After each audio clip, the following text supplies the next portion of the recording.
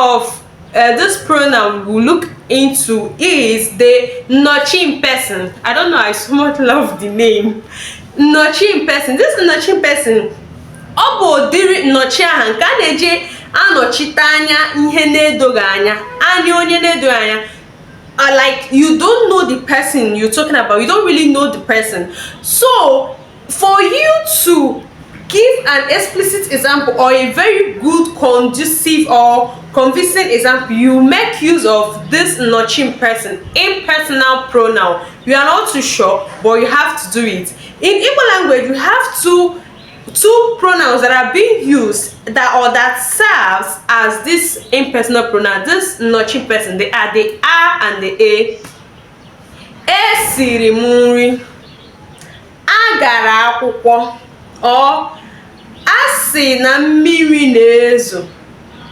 Who said? You don't know, but you know that it was said. Someone said that it is raining. Someone said, esiri nri, we cook, there is food. Yes, you know that there is food, but who cooked the food? You don't know. This is what Nnochi person does. It is being used to replace something that is not crystal clear, that is not clear.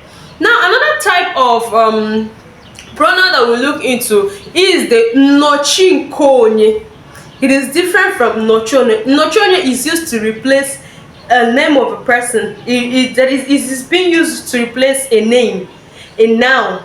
Whereas this Nnochi Nkonye is used to replace or to show ownership.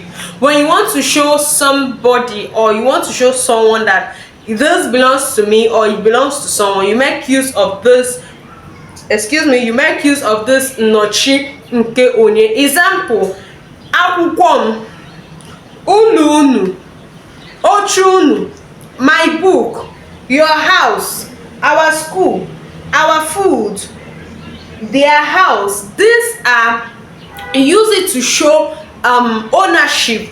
This Nnochi Nkonye. Okay, this is where we'll stop in pronouns. I believe with this little knowledge, when you merge it with the research you do so far or the one you've done in the past, you will get a more positive result. Okay, on our next video we'll look at ngwa verb.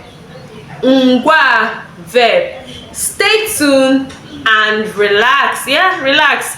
We have more convincing and sweet things to unbox. Thank you. Bye bye. Love you.